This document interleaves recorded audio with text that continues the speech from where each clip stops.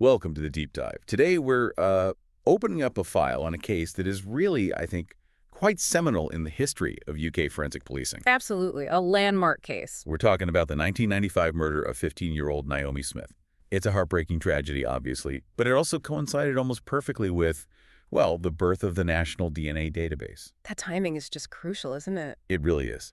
So our sources today, they let us do a real deep forensic exploration of the investigation itself, the revolutionary science they used, and maybe the chilling final chapter of the killer's freedom, or, well, lack thereof recently. Yeah, it's a case defined by this stark contrast, isn't it? You have the immediate, very localized, just unspeakable violence of the crime itself, and then you contrast that with the sort of detached, high-tech certainty of the science that ultimately solved it. If you're interested in how modern policing really evolved in the 90s, this is kind of the blueprint. Okay, let's unpack this then. We have to start by setting the scene. Nuneaton, Warwickshire, September 1995. Naomi Louise Smith was, well, by all accounts, a pretty normal 15-year-old student, born March 1980. Yeah, described by her family as maybe a little shy, perhaps lacking a bit of confidence compared to some of her peers. Right, but active in local groups, enjoyed gymnastics, and importantly for this story, a marching band. And the day we really need to focus on is Thursday, September 14th, 1995. It was a school night. She'd spent the evening with her best friend, Emma Jones, practicing with the marching band. Okay. They were dropped off afterwards. Everything seemed totally routine, just mundane, really, until that specific moment around 9:45 p.m. 9:45 p.m., Naomi leaves her home on the Brett's Hall estate. And her task was simple, very domestic, actually. She just needed to post a catalog letter for her mother, Catherine Smith. Right, and the post box wasn't far at all, maybe 200 yards away, on the main road that cuts through the Annesley Common area. Just a short walk. A very short walk. And this is where the detailed reconstruction, the timeline, becomes absolutely critical. Investigators knew exactly what she was wearing, which, turned out to be vital for witnesses trying to recall details later, especially in the dark. What was she wearing? She had jeans on, a dark blue polo neck shirt, and an old, kind of bulky white Aran-style jumper. But the item everyone seemed to remember was her jacket. The jacket, right? Yeah, a bomber-style jacket. It had Chicago Fire Department on the front, but really visibly across the back it said Backdraft. Ah, like the movie. Exactly. It was a distinctive piece of clothing, quite modern for the time. It stood out. So a task that really should have taken, 3 minutes, 5 minutes tops. Yeah, eerily. It stretched into half an hour, then an hour. By 11:15 p.m., she still hadn't come back. And her father, Brian Smith, who was a taxi driver, he started to get frantic, naturally. Of course. He immediately started driving around the neighborhood, picked up Emma Jones, Naomi's best friend, to help him search. Just desperate search. Utterly desperate. And their search ended with just the most devastating discovery possible, just before midnight. Where? The local recreation ground. It was only a few hundred meters from the family home. Her father found her body concealed underneath the children's slide in the playground structure. Oh, underneath the slide. The horror of Yeah. that discovery. And then the initial postmortem findings just amplified it, didn't they? Immediately. This was instantly classified as a crime of extreme savagery. It wasn't, just a street attack gone wrong. She had been sexually assaulted. The cause of death was hemorrhage due to the complete severance of the carotid vessels. Her throat had been cut. And there was more, wasn't there? Something particularly brutal. Yes. The findings also detailed that her genitals had been mutilated with a knife. Post-mortem. That specific detail, the post-mortem mutilation, that must have sent up immediate red flags for the investigators. Instantly.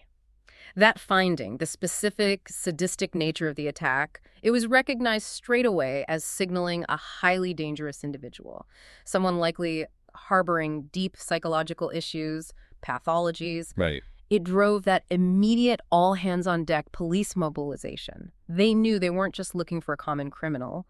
They were hunting a predator. Which sets the stage for the huge effort that followed.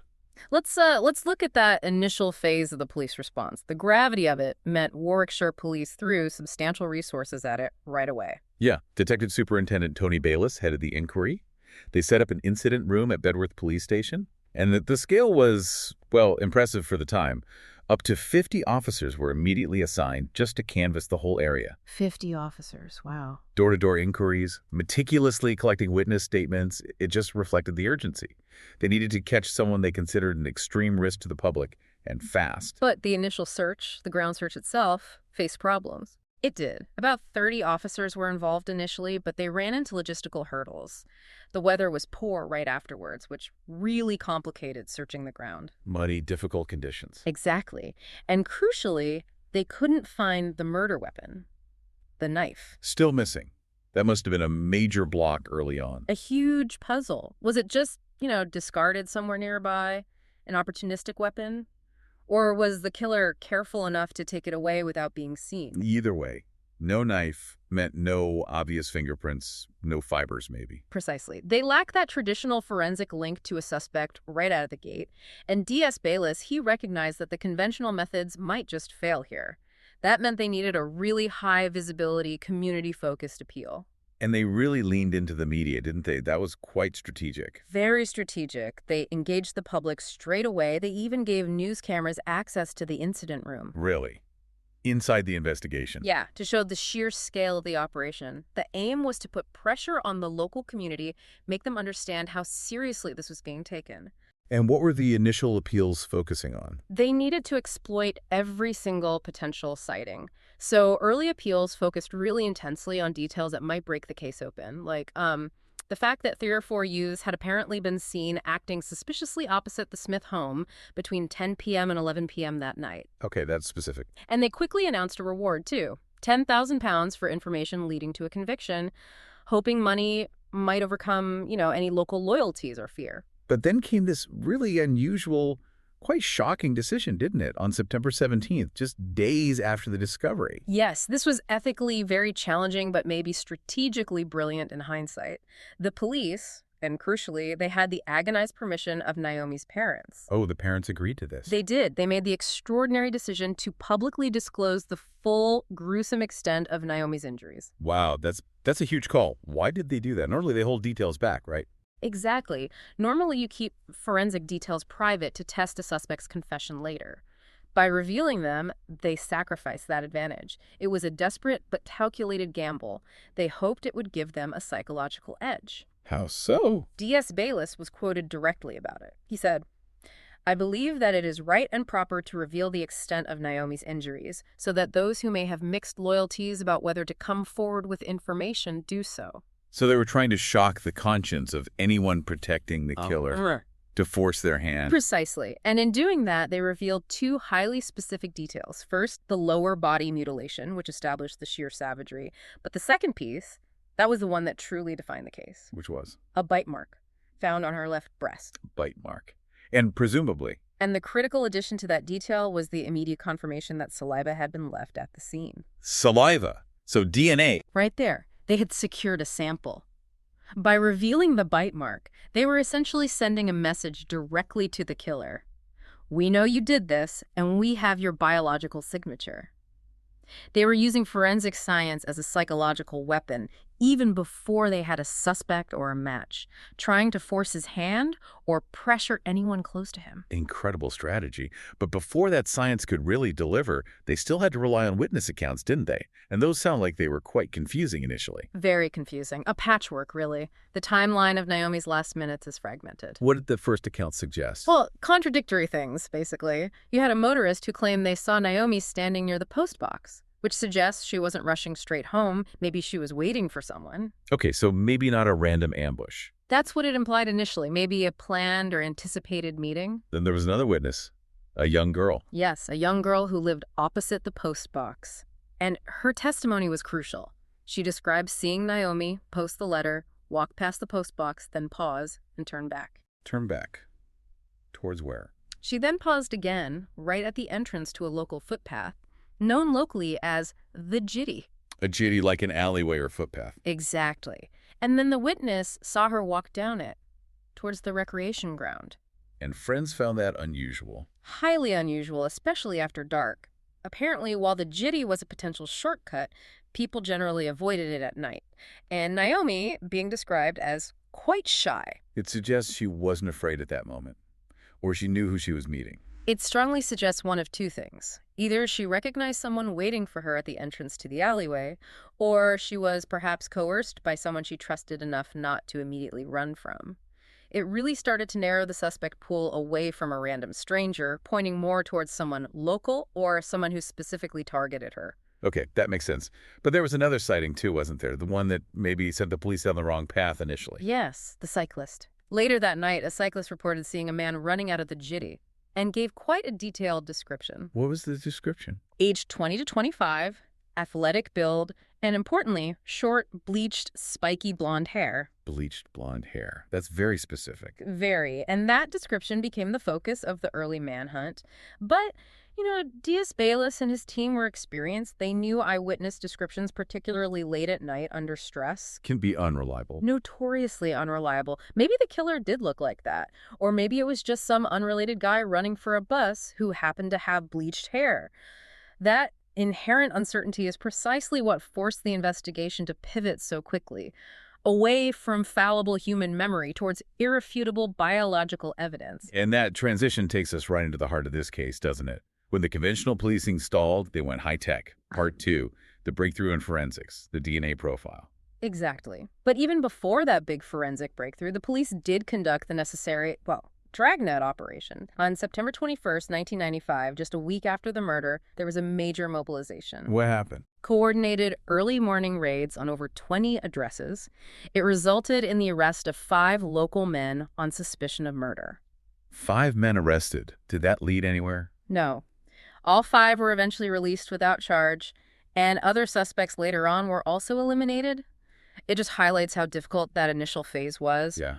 The killer was probably local, fit the general profile maybe, but wasn't necessarily known to the police or wasn't involved in the kind of low-level crime that usually gets people into the system. Traditional methods just weren't connecting the dots.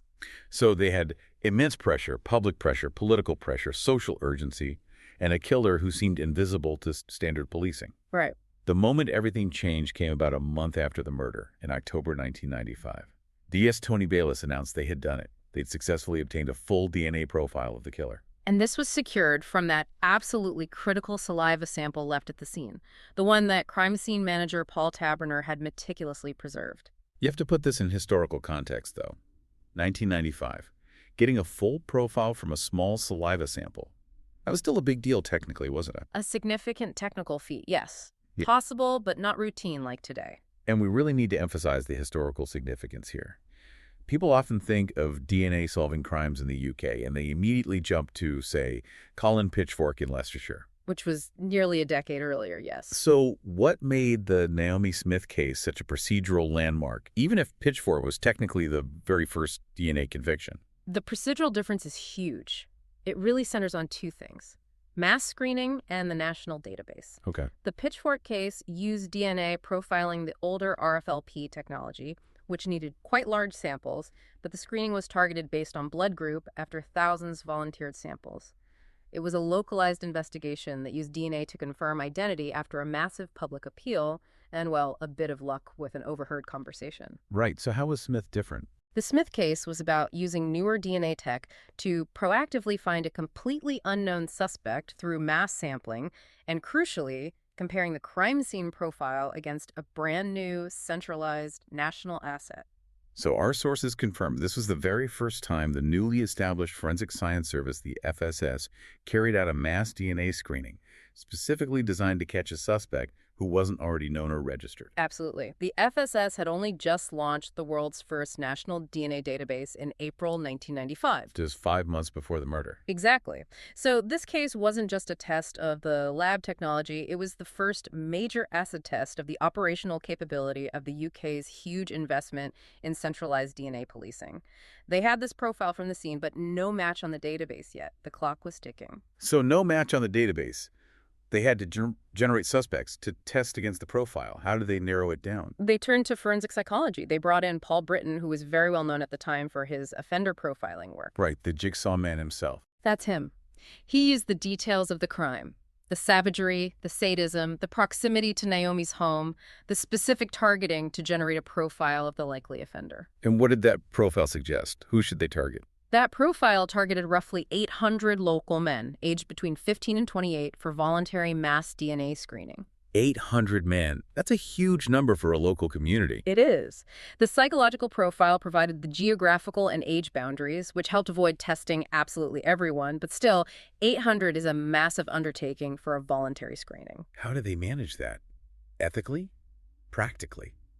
Convincing 800 men to give DNA samples, that sounds like an exercise in social pressure. It was. The police relied on overwhelming visibility and implied certainty. They made it crystal clear. The profile was unique, the killer was local, and science would find him. So did they actually get 800 samples? Our sources indicate that while 800 were targeted, the actual number of samples taken was closer to 135. Ah, much smaller. Why the difference? It suggests a few things. Maybe some moved away, some were ruled out by other means. But it likely means the killer was among that group of 135 who felt obligated to comply, or perhaps was arrogant enough to think they could beat the system, or that the odds were somehow in their favor. Believing they wouldn't be the one identified. Perhaps, or just feeling the pressure was too great not to comply. And that screening process, comparing 135 samples against the crime scene profile, that must have been incredibly meticulous work back then.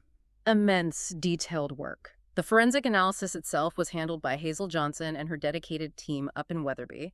They were tasked with comparing each one of those 135 individual profiles against that single, unique sample from Naomi's body. The pressure on that lab team must have been immense. Oh, absolutely. Think about the weight of expectation in late 1995.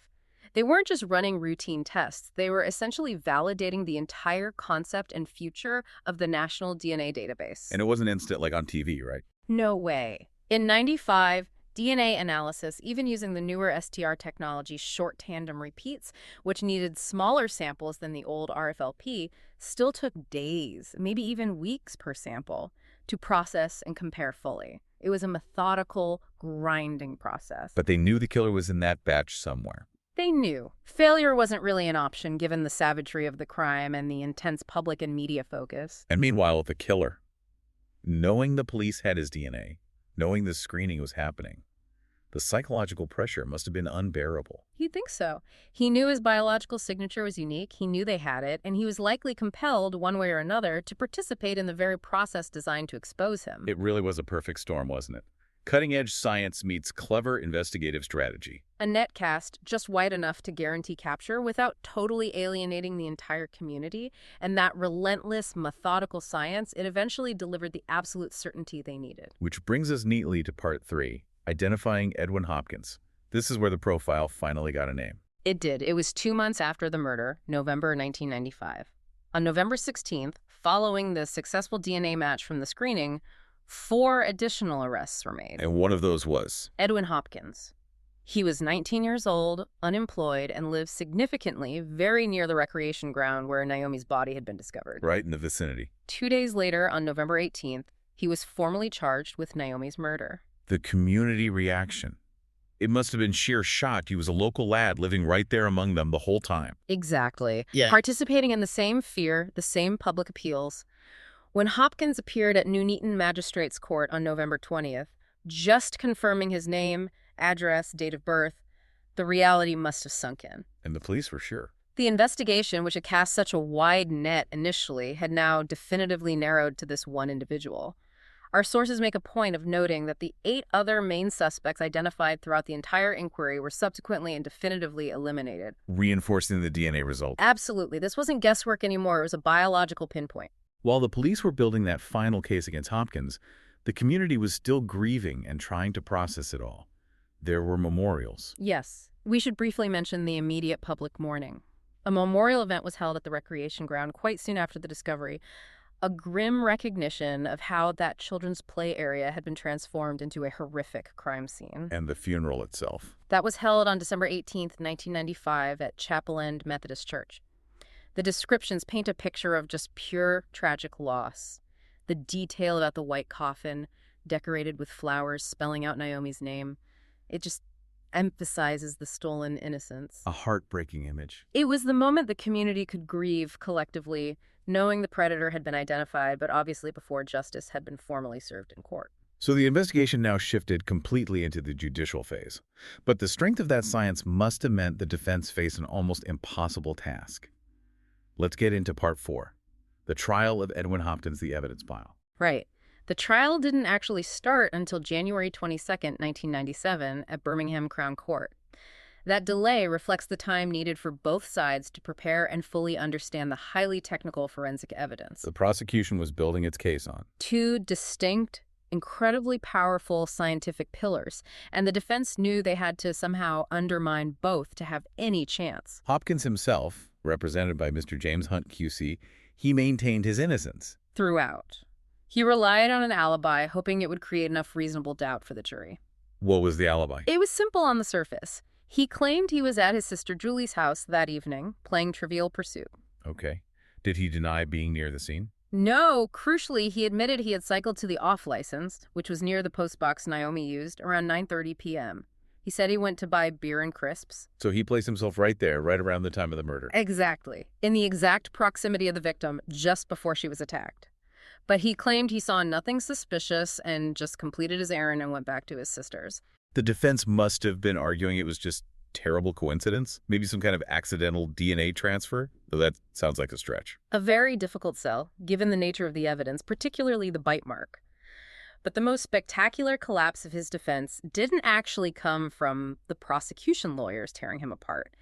It came from his own family. His sister, Julie Hopkins. Yes, she became a key witness for the prosecution. Initially, she seems to have corroborated his alibi, probably out of family loyalty, you know. Of course. But later, likely confronted with the overwhelming scientific evidence the police had gathered, she changed her story and revealed critical inconsistencies that directly implicated her brother. What were the inconsistencies? What broke the alibi? Two main things. Firstly, she testified that the seemingly quick bike trip to the off-license, which should have taken minutes, had actually taken him a full 45 minutes to complete. 45 minutes? That's a huge gap. A huge, unexplained gap that perfectly encompassed the timeline of Naomi leaving her home, going to the post box, the jitty, and being attacked. And the second thing? Perhaps even more damning, when he finally returned to her house after those 45 minutes, he had changed into different clothes. Changed his clothes. That's a classic sign, isn't it?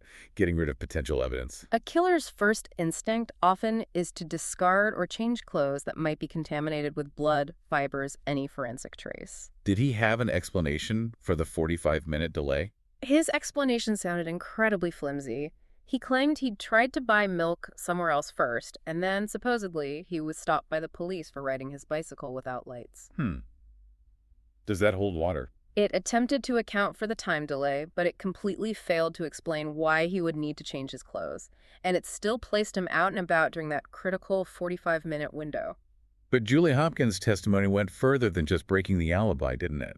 It also gave some context about him. It did. It provided the court with a kind of psychological backdrop. It didn't prove motive directly, but suggested maybe capability or at least a predisposition towards the kind of extreme violence seen at the crime scene. How so? She provided evidence about her brother's apparent obsession with knives.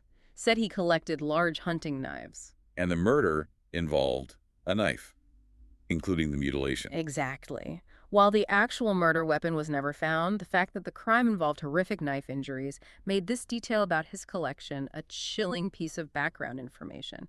It aligned the man in the dock with the psychological profile the experts had built. So the sister's testimony was devastating. But ultimately, even without that, the conviction really rested on the science, right?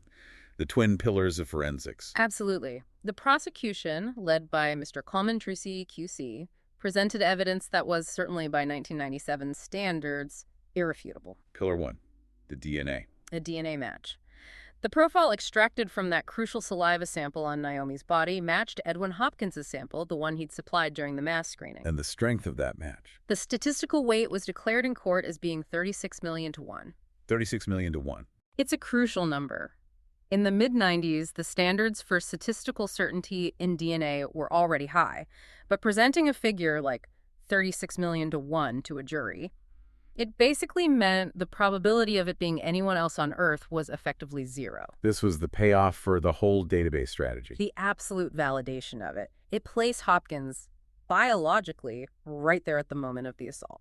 So DNA was the anchor. What was the second pillar? You called it the lock. The odontological match, the bite mark. Forensic odontologist Andrew Walker presented his comparison between plaster casts made of Hopkins' teeth and the physical bite mark left on Naomi's breast. And this wasn't just a general match. No, this was about specific identification based on unique characteristics of Hopkins' teeth. What was unique about his teeth? Hopkins had a very distinctive dental profile. Apparently, he'd lost a front tooth in a cycling accident some years before. Okay. And crucially, the remaining teeth hadn't stayed put. They had shifted naturally over time to try and close the gap left by the missing tooth. So not a perfect row of teeth. Not at all. This shifting didn't create a nice, uniform arch. It created an unusual, highly individualized pattern of misalignment, specific pressure points, unique shapes. So when the killer bit Naomi, that unique pattern was impressed onto her skin. Like a fingerprint made of teeth. Andrew Walker testified that when he compared the cast of Hopkins' teeth to the bruise pattern and indentations of the bite mark, the conclusion was unequivocal. The cast matched the bite mark exactly. Exact match. That's incredibly powerful evidence. It really is, because while DNA theoretically can sometimes face questions about secondary transfer or contamination, though unlikely here, Right. a unique dental impression confirmed by a highly individualized physical feature like that tooth shift serves as a direct physical link. It's like he signed his name on the victim. So when you combine a 36 million to 1 DNA profile with an exact, unique dental match. The case became essentially impenetrable. The defense had no credible way to challenge both independent lines of scientific proof simultaneously. Coincidence was just off the table. It really proved that the whole investigative strategy, the mass screening gamble, the public reveal of the bite mark was completely justified by the forensic certainty it produced. Absolutely. Okay, let's move to the conclusion of the trial and the aftermath. Part 5, verdict, sentencing, and the recent developments. Right. Faced with that mountain of scientific certainty, the jury didn't need long. It was an 11-person jury, and they deliberated for just 3 3/4 hours. Pretty quick for a murder trial. Very quick. They returned a majority verdict 10-1, finding Edwin Hopkins guilty of murder on January 30th, 1997. He was immediately sentenced to life imprisonment. And the judge, Mr. Justice Tucker, he used some very strong language at sentencing, didn't he? He did. It's notable. He described the act as a savage murder, a sadistic murder, and he specifically called Hopkins a very dangerous young man.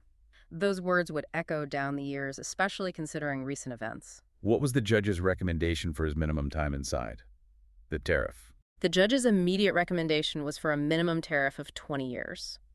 That would have meant Hopkins wouldn't even be considered for release until around November 2015, when he'd be 39. 20 years minimum. That reflects the savagery the judge mentioned. It's higher than some life sentences at the time, wasn't it? It was a significant minimum term, yes, but tariffs back then were subject to review by the Home Secretary. It was standard practice. Right, political oversight.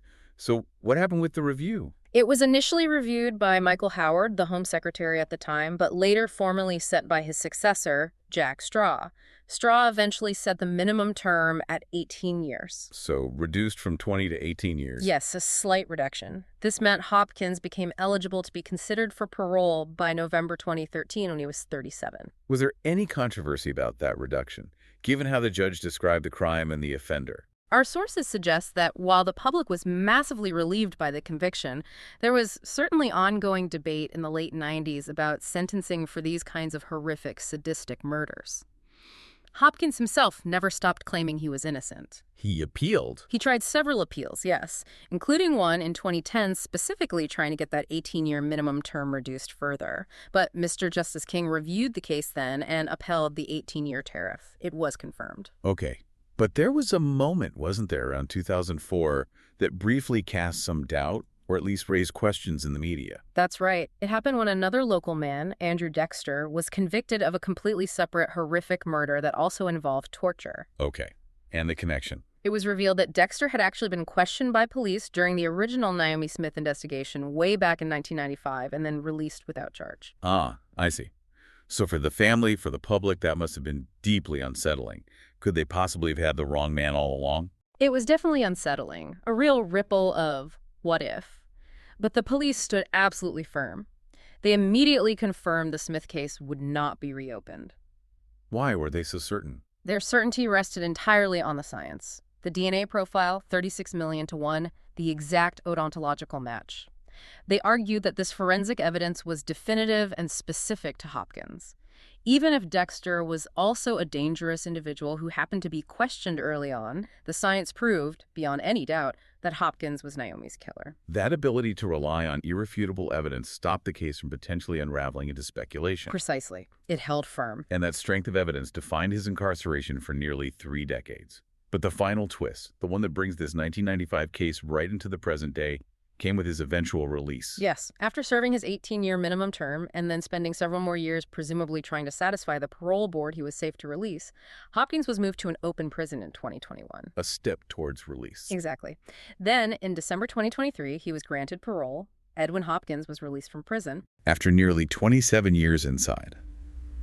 This is where that tension between the scientific certainty of his guilt back then and the risk assessment needed for release now becomes really sharp, doesn't it? Razor sharp. And the critical detail here is the sheer speed of his failure on release. Just 23 days. 23 days. Just 23 days after walking free in January 2024, Edwin Hopkins was recalled back to prison. Why? What happened? He broke one of the strict conditions attached to his release license. The specific condition hasn't been widely publicized, but a recall that happens that quickly within 3 weeks indicates an immediate, serious breach of trust. Or maybe suggests he couldn't cope with the rules. It raises huge questions about the risk assessment that allowed his release just weeks earlier. Absolutely. 23 days of freedom after committing such a savage murder. The timing is shocking. It really underscores the trial judge's original assessment back in 1997. A very dangerous young man. It feels like a fundamental challenge to the parole system, doesn't it? If the judge saw that enduring danger decades ago, and the system releases him, only for him to breach conditions almost immediately. It suggests that for certain types of offenders, particularly those involved in sadistic pathological violence, assessing future risk and ensuring effective rehabilitation and monitoring remains incredibly difficult, maybe, for some, impossible to guarantee. Let's transition now to the final insights. The long-term impact of this case, how it's been remembered, particularly in media and maybe even in investigation training. Well, the Naomi Smith murder wasn't just a local tragedy that faded away. It became a national reference point for the future of criminal investigation in the UK. It was widely reported at the time, of course, but its procedural significance has given it remarkable longevity in documentary coverage. It effectively became a kind of case study, didn't it, for integrating hard science with psychological profiling. Precisely. Paul Britton, the forensic psychologist who helped narrow down that initial suspect pool for the DNA screening, he dedicated a detailed chapter to the case in his 1998 book, The Jigsaw Man. I remember that book. It really showcased how advanced psychological profiling wasn't just being used to describe a suspect after the fact, but to actively guide a brand new technological tool, that mass DNA screen, to find him. And it kept appearing in TV series over the years. Frequently. It was central to the BBC's Catching the Killers series back in 2001. ITV Central did To Catch a Killer in 2004. These documentaries really focused on the mechanics of the police operation, the breakthroughs. And it went international, too. Yeah, its reach extended. The case was featured in a Canadian series called Cold Blood, which later got repackaged as True CSI for the UK audience. Those productions were valuable because they often featured interviews with the key players. Like who? People like Naomi's father, Brian Smith, giving that incredibly personal perspective, and the lead investigator, DS Tony Bayliss, offering an authoritative first-hand account of the investigation and those procedural firsts. Even recently, it's been covered. As recently as 2019, yeah. It was examined in the Crime Plus Investigation channel series Murder Town. It just shows the indelible mark this event left, not just forensically, but on the Nuneaton community itself. The continuing coverage really emphasizes just how crucial those investigative methods were, doesn't it? That combination, the unprecedented mass DNA screening, launched just months after the national database went live, coupled with the definitive work of the forensic odontologist. It provided a template. It really did. They turned 2 tiny, almost microscopic pieces of biological evidence, saliva from a bite mark, and the impression of teeth into an undeniable, unavoidable truth. It's a profound statement about the power of forensic technology, just as it was really hitting the mainstream in policing. Think about it. In 1995, creating the National DNA Database was controversial. People questioned the scale, the cost, the ethics. The Smith case immediately and emphatically proved the value of that investment. How so? It demonstrated its utility in proactive policing, not just confirming a suspect you already have, but actively catching offenders who weren't already known, who weren't in the system. It showed that if a killer was local, fit the profile, and crucially provided a sample, they would be caught. regardless of how clever or careful they thought they'd been. So we have this case that stands as this towering success story for forensic science in the UK. It helped define the future of policing by delivering certainty of conviction. But if we connect that original certainty back in '97 with the final event, that recall in 2024, what does this whole arc tell us about the long-term definition of justice when dealing with such extreme violence? Well, what's fascinating and deeply troubling is that conflict between the technological certainty of guilt and the inherent uncertainty of human risk assessment decades later. 30 years ago, the science was unequivocal. Edwin Hopkins was the killer. That certainty allowed the state to identify him, convict him, and detain him for the protection of society. The swiftness of his recall, 23 days, highlights, arguably, a systemic difficulty, maybe even a failure, in the subsequent process of monitoring and managing that risk long term. The judge in 1997 explicitly called him a very dangerous young man. The state's obligation isn't just to catch the killer initially, it's arguably to perpetually monitor the threat they pose, especially when the initial crime was so calculated and sadistic. It raises a really powerful lingering question, doesn't it, about the capacity for certain high-risk offenders to ever truly safely integrate back into society, regardless of how long a minimum term they serve. If the science proved beyond any doubt that someone committed a savage, sadistic murder like this, what level of long-term accountability or monitoring is actually necessary to genuinely guarantee public protection? Indeed. The case of Naomi Smith absolutely confirmed the immense power of scientific proof to deliver justice in the courtroom. It solves the who. But Edwin Hopkins's immediate return to custody maybe shows us the incredibly complex, possibly perpetual challenge of managing the what next for high-risk offenders whose capacity for extreme violence was proven by irrefutable evidence decades ago. It leaves us, and you listening, to consider: is there a point at which the nature of the crime and the certainty of the forensic proof dictates a permanent, higher standard of societal vigilance and monitoring for public safety, even long after time has been served?